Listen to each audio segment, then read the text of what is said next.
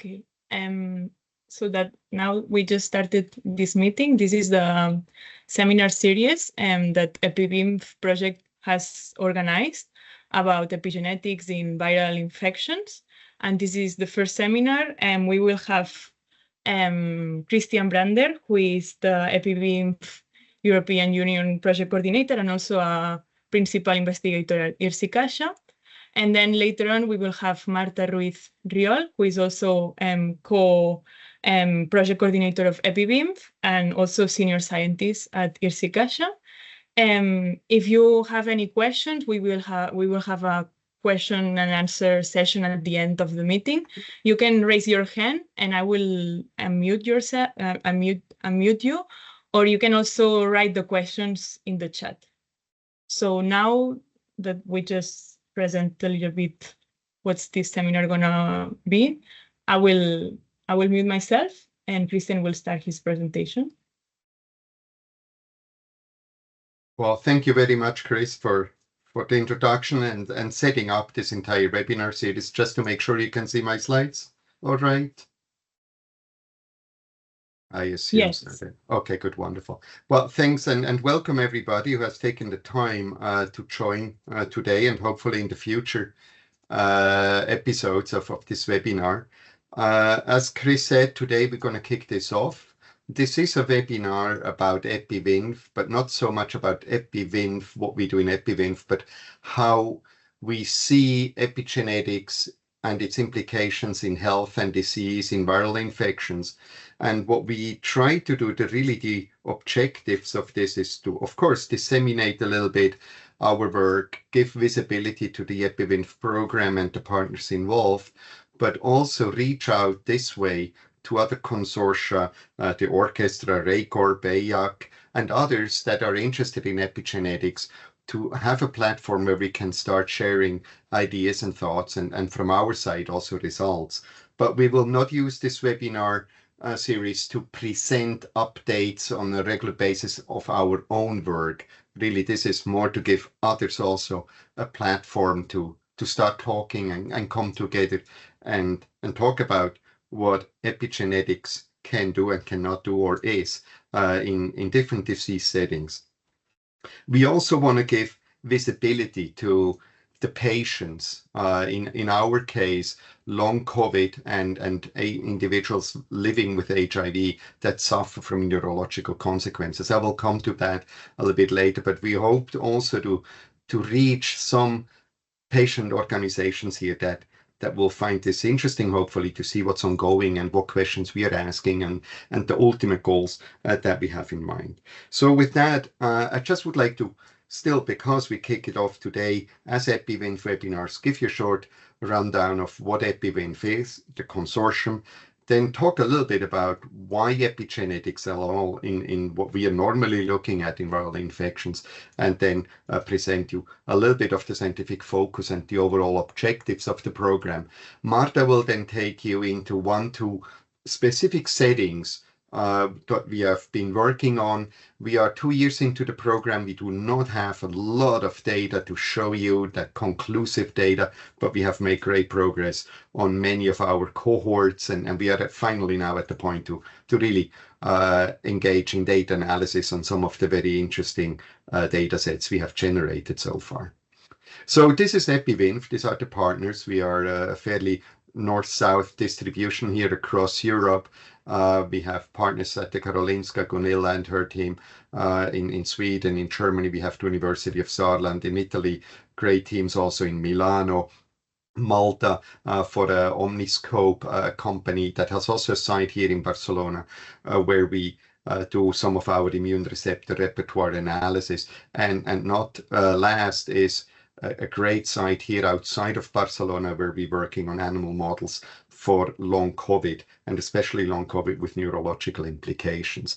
And then us at ERSI-Caixa, AIDS Research Institute here in Barcelona, or just outside of Barcelona as well, where I'm coordinating this together with Marta Ruiz Riol, who will speak after me. And so really the overall scope is to understand how viral infections, in particular HIV and SARS-CoV-2, impact epigenetic control of host genes, and especially host genes that are involved in host immunity to these very same infections, but also how it impacts the control of other pathogens by the changes during acute infection with HIV or SARS-CoV. And so the consequences of epigenetic dysregulation, we really look beyond HIV and SARS. We also look at EBV and CMV. We also ask when in an infection, especially in a chronic infection as HIV, when in this infection do these epigenetic regulatory mechanisms hit? Is this very early on? That's our hypothesis, that actually a lot of things happen in the acute stages, and then that would then also define the disease courses for later on. As mentioned, we do especially look into the long-term outcome of these two infections in terms of neurological disorders, and I will go quickly a little bit into detail on that. And then with the partners at IRTA, the animal side here, we are trying to really develop a model where we can start also working on epi-drugs as therapeutic interventions. So not to necessarily therapeutic vaccination for a certain pathogen, but try to target the underlying epigenetic dysregulation that is mediating disease. And so we have a few lead candidates in that regard as well. Now, why really epigenetics and viral infections? How are these two things connected? And I just would like to quickly provide the backdrop to why we think this is all very important, to look at not only the host genetics, as we have done in the last 20, 30 years. We have looked many genetic predisposition, genetic factors, SNP analysis, and so on, that determine infection rates or disease outcome, but why epigenetics? And really, this is stimulated by some of our work in the past, where we have shown that methylation regulation of antiviral host genes are related to HIV disease outcomes. So people with certain epigenetic methylation imprints have a better outcome than others that do not have these imprints. And so this really led us to propose this project. And of course, there's many more data around that, especially in HIV, where persistent epigenetic aging is related with HIV-infected infection, even in young people, in elderly people, in males, in females. And so this is a real, it affects everybody who becomes infected with HIV. They show an accelerated aging, with that an accelerated ticking of the epigenetic clock. And this affects, as I said, young and older individuals, and it involves the brain as well. So there are clear accelerated aging marks in the brain of HIV-infected individuals that then go on to suffer from neurological consequences. And the reasons for that can be in many-fold, especially in HIV, which is a very complex disease. We can think of a persistent immune activation, inflammation, infiltration of immune cells, maybe infiltration of the virus into the brain as well. And then there's a whole set of other cofactors that can drive neurological complications in this. But underlying what we are looking at is the epigenetics that are induced through HIV infection and then the neurological outcome. And Marta will talk a little bit further on that. And just to give you an impression of the size of the problem, actually, you know, HIV has clearly been pushed into the background with the COVID pandemic. But HIV infection is still going on, and the pandemic is still going on. I think it's very important to remember this. We have currently 40 million people living with HIV, 75% of which are effectively treated with antiretroviral treatment. But you all have heard about all the cuts of NIH funding into sub-Saharan Africa that will possibly reduce this number in the very short term, and that way drive further more new infections, unfortunately. And important, in these 40 million people, every year there's another million being infected. Actually, the number of people living with HIV is not really decaying that dramatically as we could think based on the treatments, because people also live longer. And with that come, of course, also neurological deficiencies. And based on different estimates, up to about half of the people living with an HIV infection and being effectively treated, not to mention ones that are not treated, but effectively treated, show signs of HIV-associated neurocognitive disorders. And so this is a big problem, a big unmet need for people with HIV. The presentation of these neurocognitive disorders have changed, of course, over time. In the pre-ART area, where people did not have access to treatment, and still those 25% that still don't have access to ART, HIV-associated dementia was an important contributor to this neurological consequences of infection. This has reduced nowadays. People are healthier, people are treated, and so we see an increase in this hand spectrum of neurological diseases. But as I say, spectrum, and you see this amazing range there of 15 to 55% based on how you assess this. It's also clear that we are dealing with a difficult to grasp kind of clinical presentation here. And indeed, partners from our consortium, Paolo Cinque in Milano, for instance, have contributed to really a detailed analysis what kind of parameters one should look at to properly diagnose HIV-associated neurological disease, because many of the current classifications overestimate this, and this is of course not good, because they're mostly based on cognitive tests alone, and are not well controlled for other co-founders, and this will bias the diagnosis of people, will put people unnecessarily at stress. If you tell somebody, well, you have 50% of chances because you're HIV positive that you will have hand, that's quite a depressing prognosis. But the real number may be significantly lower, and they may be better markers of saying yes or not, you're at risk of developing a hand. And of course, if we cannot properly diagnose it, we're going to be in a difficult situation to identify the immune mechanisms that drive it, biomarkers for diagnosis, and certainly won't be able to come up with better treatment strategies for these individuals. For SARS, equally, epigenetics and SARS-CoV-2 infection have been linked in many different settings. So we do know that also acute COVID infection, SARS-CoV-2 infection, does trigger changes in the epigenetics control network, and this can also affect the brain. This is a study also one of our members here very early, Andreas Keller, very early in the pandemic have published this amazing paper looking at the brains of individuals dying from COVID, and showed this strong impact on the brain, and others have shown on top of them the epigenetic dysregulation in this setting. So this is a real issue. SARS-CoV-2 does induce epigenetic changes, and those can be related to the brain as well. Now, again, here the size of the problem of this post-acute COVID syndrome, and we often refer to it, sorry for that, we often refer to this as long COVID.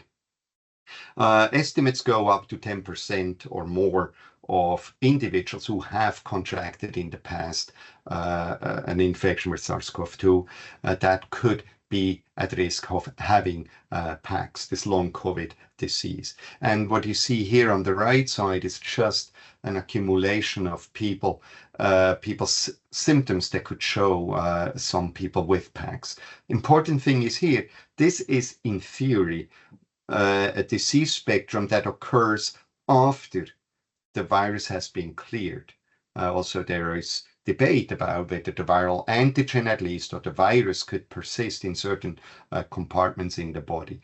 But what's here important is that people do have clear manifestation of aberrations of CNS function. We had a study here, this is Lourdes Matteo and others, Gemma Yados from our side here, who have recently published this study on dysfunction of the vagus nerve in people with post-COVID. So we can actually measure impact on the vagus nerve. And of course, if we start having impact on the vagus nerve, its afferent and efferent functions that can evidently have direct impacts on CNS, but also on peripheral organs. And those damages are associated with long COVID.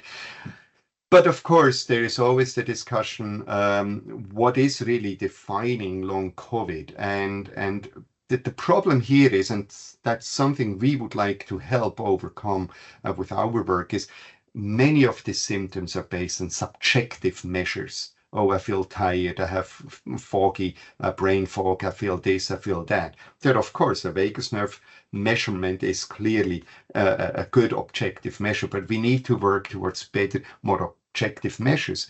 And why? Well, I think there is a clear too low of an acceptance of long COVID and long COVID patients in the general population, but not only, even within the medical community. I find it always shocking to find too many people that say, well, long COVID, doctors that say, well, long COVID does not exist. And so we really hope that we can, with our work, help to better define what long COVID is, and also to help these people of not being medically abandoned and increasing their stigma and desperation. So our objective is, aside from doing basic research, also to find diagnostic parameters, objective diagnostic parameters, define with that the disease mechanisms, and embark on defining and developing therapeutic targets. And for that, we can count on an outstanding team. So I'm very, very happy with the group we have been able to bring together here, starting from this is our structure of the EPIVINF program. We have a very central work package led by Gabriella Scarlatti in Milano, where we put all the cohorts together and really had months-long discussions on what is the characteristics of your cohort, of my cohort. Is it a severe acute COVID or that leads to long COVID, or is actually the mild? Is it more in females, males, back and forth? So this was a very intense work package. And now I think we are really at the point to have the best possible alignment between the sites in terms of cohorts or complementary cohorts. We do look at natural infection, just HIV and long COVID and SARS-CoV-2, especially pre and post infections in both settings, which depend, of course, on the adequate cohorts for that, and that's led by Marta. We have Omniscope doing immune receptor genetics, so B cell and T cell receptor repertoire analysis together with Gunilla Kosen in Stockholm. We have Robert Balz and Marta also involved in the neurological consequences of this. We have Kim Segales at IRTA working amazingly well on animal models that can capture it. And all this we bring together with Andreas Keller at University of Saarland for data analysis. And just quickly, 2 more slides and I'm done. This is on the HIV cohorts that we have access to. We have pre-post HIV infection cohorts. So we did sample individuals over the years that we have been working on HIV. We have identified a good number of people that have samples prior and post to HIV infection. And so we can directly see what is actually acute HIV infection doing in that setting there. We have people with hand, without hand, and we have an early cohort, which is people a little bit of advanced age with HIV, and Marta will quickly touch on some of those cohorts. We have co-infection cohorts with COVID, but also with other pathogens. And then on the COVID side, equally there, we have pre-post SARS-CoV samples, which is great. We have this at different sites. We have this between different waves, so pre-post Omicron and other waves of the pandemic. So we can actually start making sense, hopefully, whether newer version induce a different spectrum of neurological consequences and symptoms than older ones, etc. Here in Barcelona, with Lotus Matteo, but also in Milano with Gabriela Scarlatti. We have access to 2 amazing long COVID clinics where we have several thousand people. Also together with Saarland, with Robert Balz, we have several thousand long COVID people to draw from the patients that we want to study. As I mentioned, we have mild and severe, of course, the whole range of disease manifestation of and COVID. We have a wonderful EpiVirco cohort that Marta is going into details and show some of the work that we are doing there. And we also work on getting brain specimens for validation analysis then of the epigenetic changes that we predict or see in the CNS or the CSF that we can hopefully then validate in brain. And then we have another outstanding source of samples and patients that participate here in vaccine studies. These are COVID vaccine studies where we have people with and without prior HIV infection. So we can actually there ask, from the former slide I showed you, pre-post HIV infection, we can see how this HIV infection compared to non-HIV infection epigenetically impacts the vaccine response to COVID. So I think this is going to be very interesting to understand why, in general, these populations do not respond so well to vaccination, not only COVID, but also other vaccination. So I think this will hopefully provide very important insights also in terms of vaccine improvement to get better regimen, maybe more regimen and so on, or adjuvant that can help in achieving better protection in these people with a vaccination.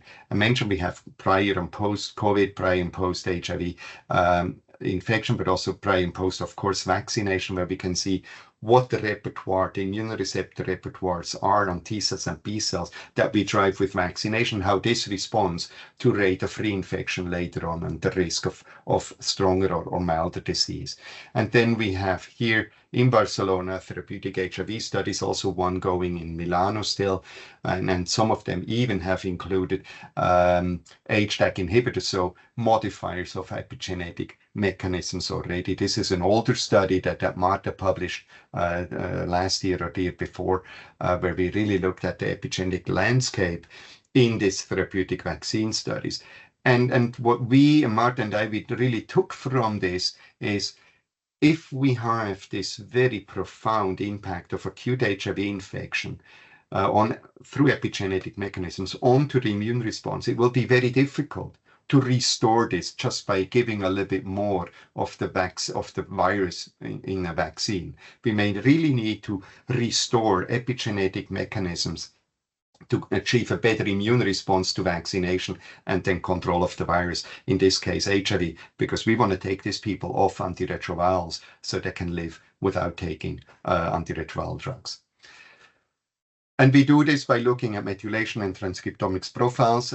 Marta will go a little bit more. We are aware, of course, epigenetic is more than just methylation. We have focused mostly on methylation. We do this in different cell types in peripheral blood, in tissue.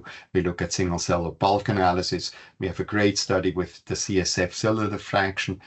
So Marta will quickly mention that as well. And then we look at additional co-pathogens, EBV and CMV as well. I mentioned we have vagus nerve exploration, and we have with IRTA, an outstanding partner, helping us in getting these animal models going of neurolong COVID, where we can start testing our epidrugs, early candidates. And this is really the objectives to wrap up. We want to understand epigenetic mechanisms that occur in acute infection and that will set the stage for disease progression afterwards. Thereby, we would like to see whether we can identify epidrugs targets for novel interventions to improve not only but also a therapeutic vaccination, for instance, where we can then also study this through the use of small animal models, and at the end just contribute to an improved diagnosis and better clinical management of people with HIV and individuals suffering from long-term COVID infection. And I think with that, I'll give it over to Marta. Thank you for listening so far, and I hope you will be back in the future for all the other episodes that we have already planned, and Chris will quickly outline after Marta will talk. Thank you, Marta. Thank you, Christian. So let me share.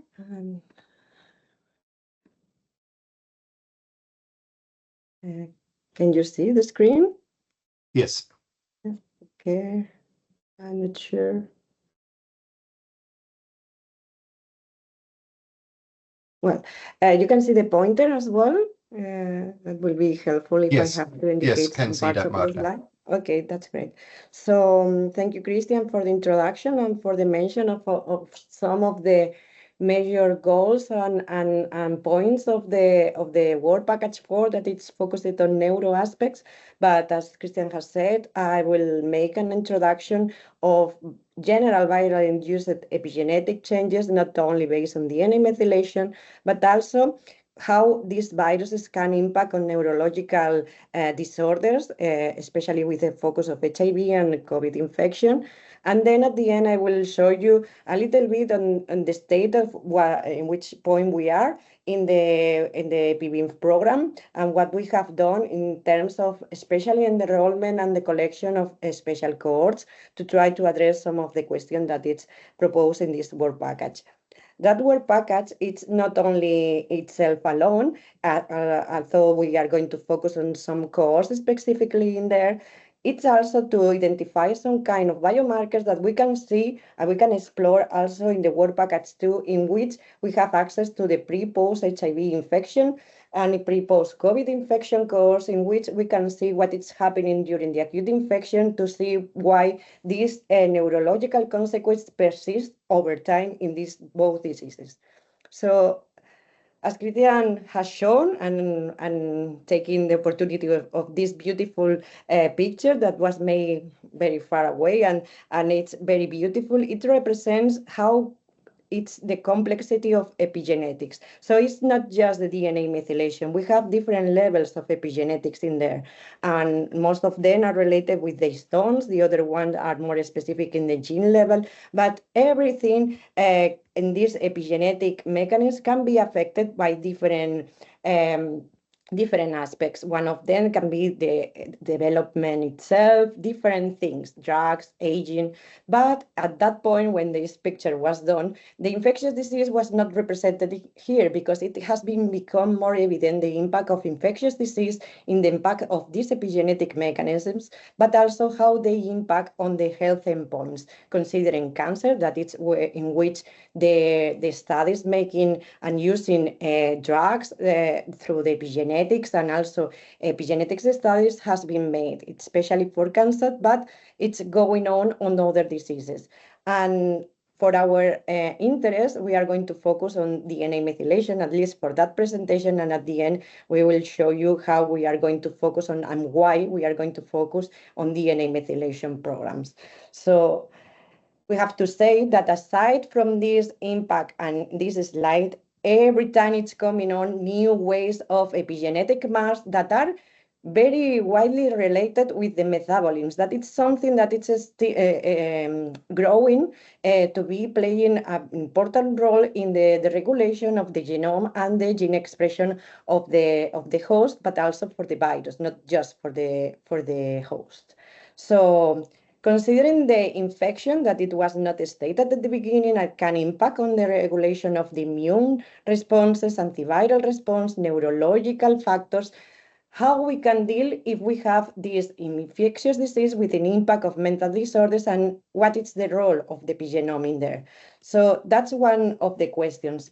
At the stone level, we know, or it's something that it's well established, that there is different ways to have this regulation through the modification of the stone packaging. So there is a possibility to compact them, and then the access of the transcription factors are blocked, and then you have a repression of the gene expression. While if you have the relaxation of the chromatin, then you can have access through the machinery to transcribe the gene expression. And this is very well studied and has been proposed in different diseases.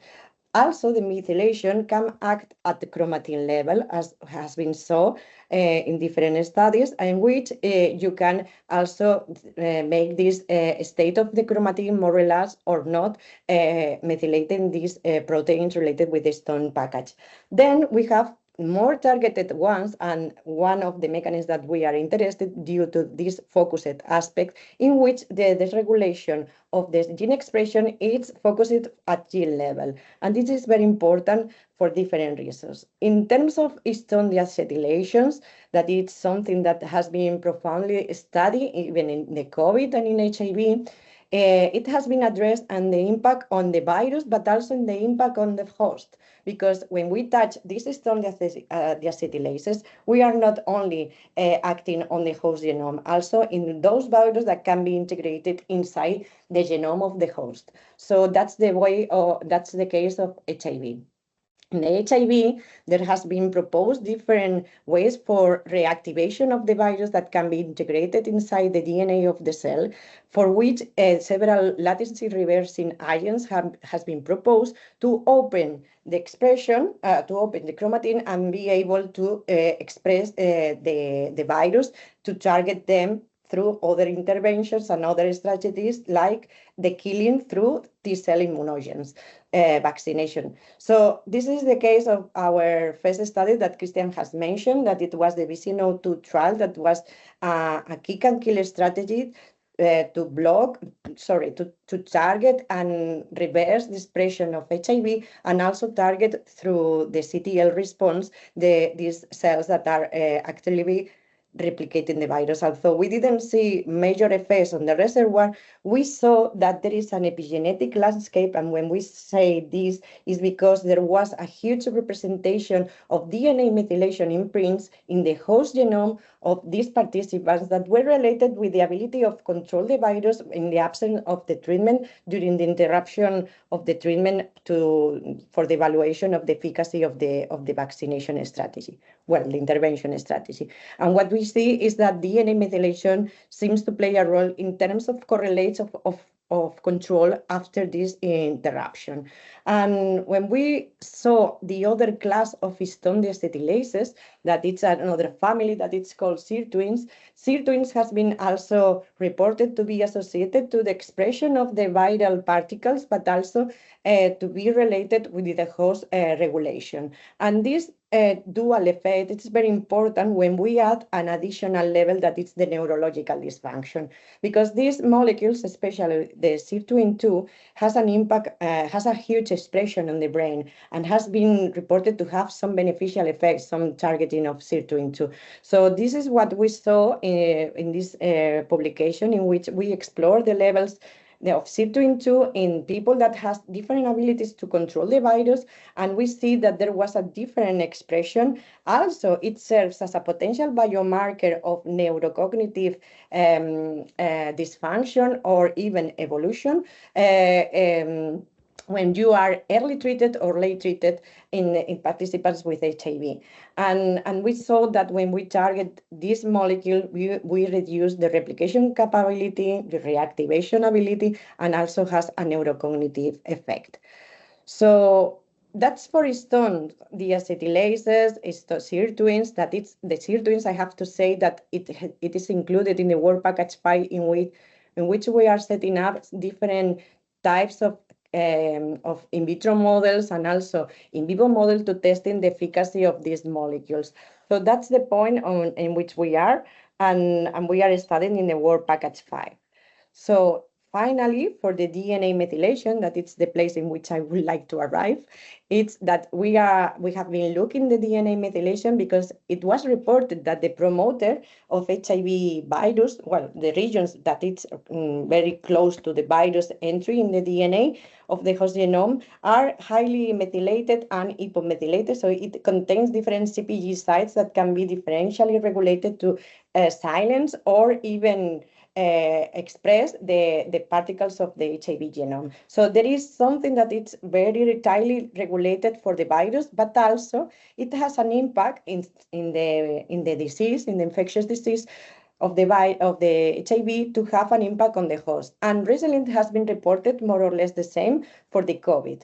So what we want to study, it's as we did previously for the HIV, that if there is something that could be related in the terms of severity or not severity in the COVID and also in the HIV, and how that can be related also with the neurological consequence.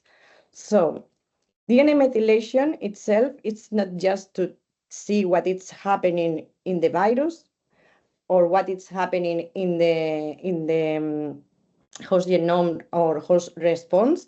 Also, it's contributing to this epigenetic clock.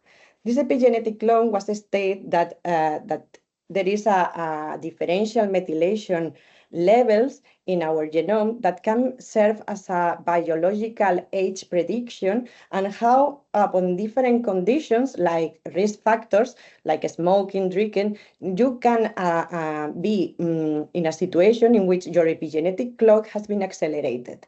So this has been extensively reported for HIV, and now it's growing the attention for the COVID as well, if there is an acceleration of the biological aging upon both diseases. And what it's true, it's that recently it has been reported that even being treated with an antiretroviral treatment, you still have this persistent decrease in you have a minor decrease in age acceleration, but you have still acceleration of the age, even being treated with antiretrovirals drugs. So that's the point, that if we focus on DNA methylation, because at the end we have to put some focus due to the limitation of the studies, having access to the samples and technical approaches. If we just focus on DNA methylation, we can explore what is happening in the host immunities, host neurological factors, and also the potential effects in regions that are close to the virus integration in the case of the HIV, but also in the prediction of the age acceleration in using these epigenetic clocks algorithms. So now we have to say why we want to study this neurological consequence HIV and due to HIV and the COVID, and the impact of epigenetics in theirs. And first we have to introduce what we think is relevant in that context. Not it's the only one, but for this study, one is that it has been proposed and it's become more evident that the virus can make some damage into the central nervous systems, but there is a huge inflammatory process that makes a disturbance of the blood-brain barrier, but also contributes to the damage of the brain, aside for other mechanisms that it's of course happening in there, and has been it seems to share a lot of similarities with the COVID infection in the brain or long COVID impairment, like it's the persistence of the viral RNA and the proteins, but also there is a huge impact on the inflammatory consequence derived for these infections. So this is something that it's common in both. It implies the immune system, and it's possible that this immune system can be affected through different epigenetic mechanisms. Until now, what it has been stated is that there is some epigenetics that can be making this, in the case for HIV, this latent state of the virus and this reservoir. But for the COVID, it's not so clear. And this is an adaptation that I put it here, that how this can be affecting in the COVID, the presence of the virus itself in the control of this virus, but also in terms of regulation of the host immune response, that I think it's relevant, but not only immune response due to inflammatory, also how it changed the central nervous system cells in there, or architecture, as has been reported with our partner, Andreas Keller, as Christian has mentioned before. So we have not to forget that in the central nervous system, we have an history back, no? So there is a different injuries that can happen over the life of an individual. And one of them, it's the presence of some neurotropic virus that can be in a latent state, like it happens with the virus. And for that, we have different examples for other diseases in which some of these neurotropic virus can be related with some disease, as it has been reported, for instance, for EBV in the context of multiple sclerosis. Here, we have proposed some kind of model based on the literature and also based on mainly multiple sclerosis, but also in other diseases, in which this virus, Epstein-Barr virus, can be in a latent state, but through an injury, an inflammatory process, or even an infection. And this is what we are studying in the work package 2, how the new infection with COVID or HIV can introduce some huge impact on your host, providing this upregulation of some DNA methyltransferases and TET proteins that can be affecting your viral DNA methylation status that has been reported to be associated with the virus reactivation, but also in your genomic DNA methylation, and how your T-cell, pre-existing T-cell immunity against these co-pathogens can be affected, making this dysfunctional and contributing to this status in which at the end you have a chronic inflammation and persistent symptomatology that could make this blood-brain barrier more permeable, even for the new viruses that are coming on, like COVID, SARS-CoV or HIV. So this is an hypothesis, and this is the reason behind why we are studying this virus also.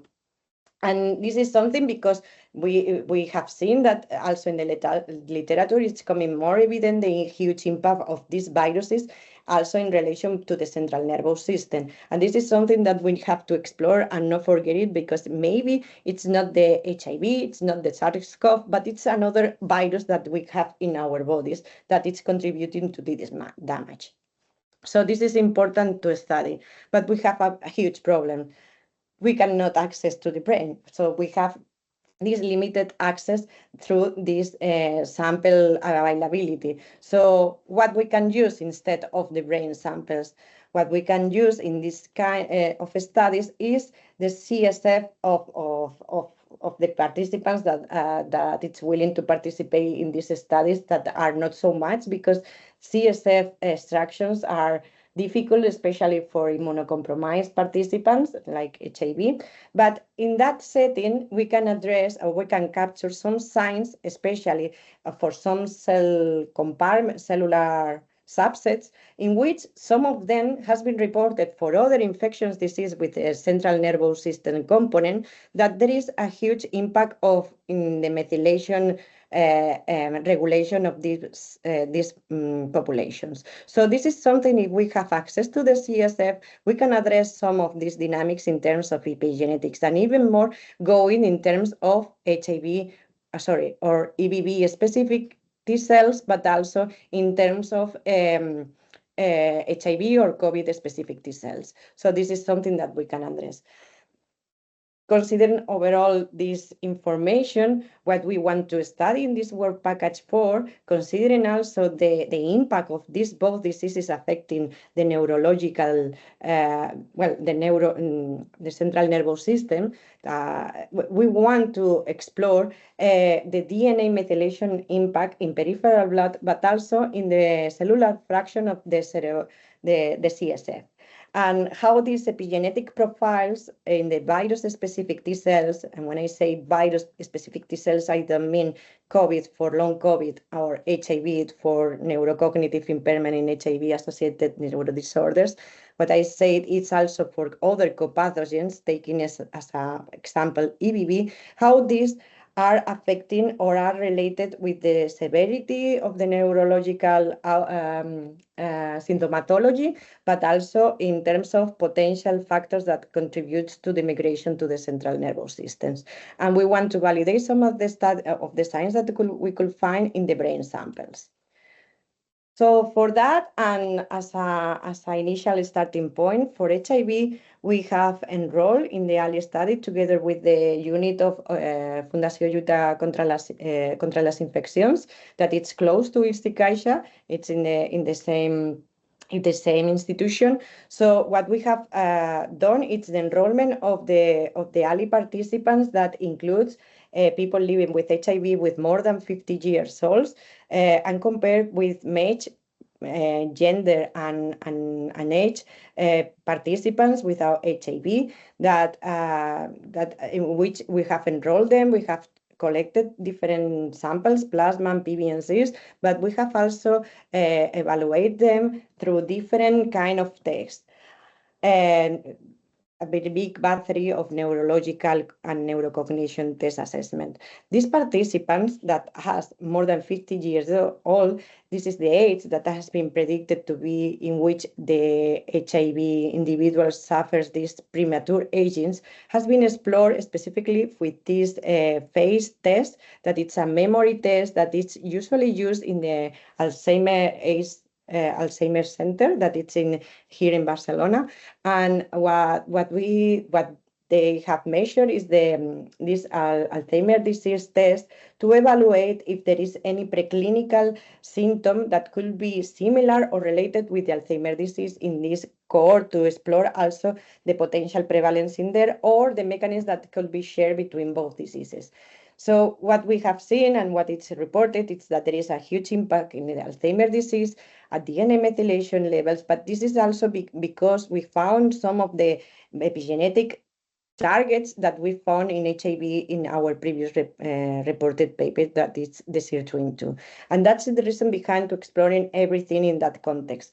So what we are going to do with this test. So we until now, what we have done is to enroll all the participants, to collect all the samples, to perform all the clinical and collect all the clinical data, but also the assessment of the neurocognitive test. And we found that there is some difference between both group of participants. And now we have done different assessments, including the phospho-tau measurements, that it's a protein that it's related with the Alzheimer's disease, and we want to explore the tauopathy that could be related with HIV infection. And also different screening of proteomics that we have done for different inflammatory and neuro-related proteins, and the sirtuins, of course, and nepterin. And what we are going to do from now. So we are setting up the spectral flow for measurements of the EBV and CMV to evaluate what is the level or the level of response of these participants against these copathogens in the both populations, but also we are going to test some of the profiles that could be in there together with the DNA methylations to evaluate not only the host genome response, but also the epigenetic clock in there. So that's the way to perform an holistic point of view of different omics, and also a lot of integration data in the same participants to have an idea what is happening in the different levels of the action of the epigenetics, copathogens, host response, neurological aspects. Let's see if we can find something that could help in those participants and could have some ideas of what is happening in the HIV neuro-related disorders. So for the COVID infection, I have to say that we are very proud of this study, because what we have done is the establishment of the EpiNeuro-COVID study, that it's a cross-sectional study in which we have collected CSF samples together with plasma and combine it in very close visits, not more than 1 month. It's narrow in a 1 week in which we have also evaluated by MRI the brain of these participants together with the neurological assessment with a different cognitive test. So this has been done again at la Fundació Lluita contra las Infeccions, led by Lourdes Mateo, and in collaboration with the CMCIB, thanks to the participation of Gemma Monterrubio, that has been in charge of the brain MRIs. And what we have done is the collection of this data, clinical data, neurological assessment, the MRI information, and we are in the step of pre-processing of the data. But also we have collected peripheral blood sample, but more importantly, we have made lumbar punctures in which in a very challenging situation, we have collected 30 ml of the CSF to get some cellular fraction in there, for which we have been very well coordinated with other center, the CENAC Institute, that is expert for the genomics, in which we have done in fresh the TCR gene expression in the cellular fraction. From the leftovers of this 10x gene expression, we are conducting the genomic DNA methylation studies, not only in the CSF fraction, also for the peripheral blood mononuclear cells. So this is what we have done until now, and this is the status in which we are. So we have done this, and we have the data, the raw data. So now we are under analysis of this information. We are in the step of sequencing all the whole data, not only the genomic DNA that we have it for sure, but also for those leftovers coming from here. And we have conducted also the same proteomics analysis that we made in the Ali study in the HIV population with more than 50 years to try to identify some potential molecules that are not specifically for COVID or for HIV. We try to find something that could be related with neurocognitive impairment, if it's possible, that could be shared between both diseases and could be helpful for other neurodisorders. And also we are continuing to study the sirtuins levels in these participants, and we are setting up also together with the HIV panel this spectral flow put together with the telomere and antigen-specific responses. So now we are conducting this in these two great cohorts, but also we are aware that we need to explore or validate our signals in other studies, like in CSF from other cohorts that are in place in the Hospital de San Rafael, that it's led by, as Christian has said, by Paola Cinque and Gabriela Scarlatti, and also with the all collaborators that has been involved, not only with Paola Cinque, also with us, that is Dr. Price and Gislen. And finally, we would like to find a way to identify those signals that we can mirror at CSF, but also in the brain samples. And for that, we are collaborating with our partners to get some kind of access to these brain samples from the Universitat of Saarland, and also with the Hospital de San Rafael to have more long COVID course. And finally, what we want to find, it's not only the biomarkers, that we hope to find some kind of biomarkers and to identify and generate knowledge to understand what is happening in both neurological disease. What we want is also to identify potential therapeutic targets that we can employ in vitro and in vivo experiments to try to have any new or refinement of drugs that could help in the life of these participants. And not only in those participants, as I mentioned, because maybe some of these neurological consequences can be driven by EBV, that it's very widely expressed in different diseases, and maybe it's a contributing factor for the neurological disorders. And that's it. Thank you. And just to keep in mind that I think that the way to try to find things is to try to perform holistic approaches in which we can combine the clinical aspects, the neurological evaluations, the epigenetics, the central nervous system source, that it's very challenging still to have the access to these samples, and also the periphery, and explore not only epigenetics in the host, also in the virus. So that's the way, and it will be very grateful for us if we can find some solutions and collaborations, not just counting inside the EPIVINF program. And that's it. Thank you. Thank you so much, Marta. You can, if you don't mind, like now you can, okay, perfect, great. I will share before we open like a question and answer session. I will quickly share, because this is the first session of upcoming like seminar series, and I will share a little bit the program for the upcoming calendar. So we will have in June another talk by John Walter on epigenomics and EHEC Epi Atlas. On September, we will have another talk. The speaker is still to be decided, but it will be about long COVID animal models. And on December, we will have a talk about epigenetic therapies by Maria Verdasco, who is a principal investigator of epigenetic therapies at Institute Josep Carreras. And I will share with you, everyone who attended and those who are interested, the dates, the specific dates, but just to let you know that this is our current program. And now, okay, I will stop sharing my screen. And now it's whoever has a question, you can raise your hand or you can write it in the chat, and Christian and Marta will try to answer.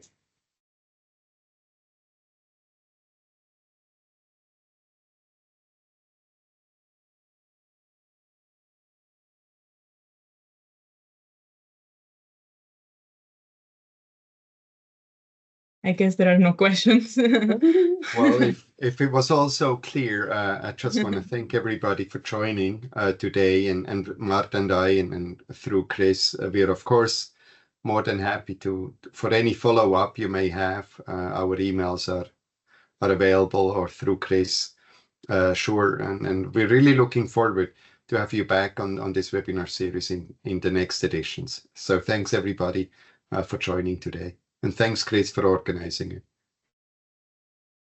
Thank you.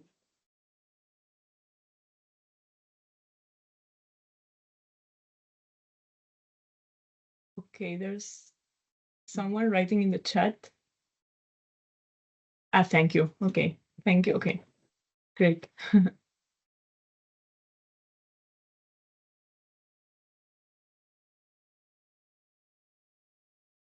There's a question from Mari Carmen. From your perspective, do you think that epigenetic changes induced by infections are going to persist for years? Well, I think that's a little bit the working hypothesis. The field has been looking a lot at transcriptomic signatures, which I think, in my opinion, are just too much of a snapshot at a certain time, and are subject to much more pronounced changes longitudinally than what we think the epigenetics will do. Epigenetic marks can be inherited through the mother to the offspring. So yes, epigenetic marks can be very, very stable.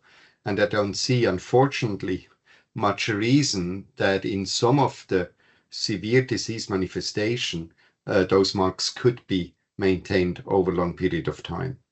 Having said that, there is some reversions when you put people back on, for instance, in HIV infection, if you put people back a little bit on ART, some of the signatures can revert. So I think it can go both ways, but that's what we need to see. And thank God we do have the longitudinal follow-up on many of these individuals to really probe that, whether this can persist. But I think it's not a naive question at all. I think it's an open question in these disease settings. And so we're very excited to explore those, of course. Yeah, I have to say that even that we don't have, for all the participants in the ALI study, and even for the EpiNeuro study, we have seen that for HIV, for the ALI study, we have some of these participants came from the clinics, and some of them are participants that are from the 19th. So we will have retrospective samples in which we can address how these this DNA methylation changes were still from the beginning, or there was something that has came up over time. So this is something that we will check it, also considering some epigenetics marks that could be affected upon recent HIV infection. That it's something that we want, even in the cross-sectional way, to try to tag if it's something that could be explored in this longitudinal, pseudo-longitudinal way. And for the EpiNeuro, we have the same. We have, for minor subset of participants, we have some of them that has been enroll at the beginning of the first wave of the pandemic and at the beginning between the 6 months. So we can see something has changed because now it's 5 years far away from the first screening. So that could be another.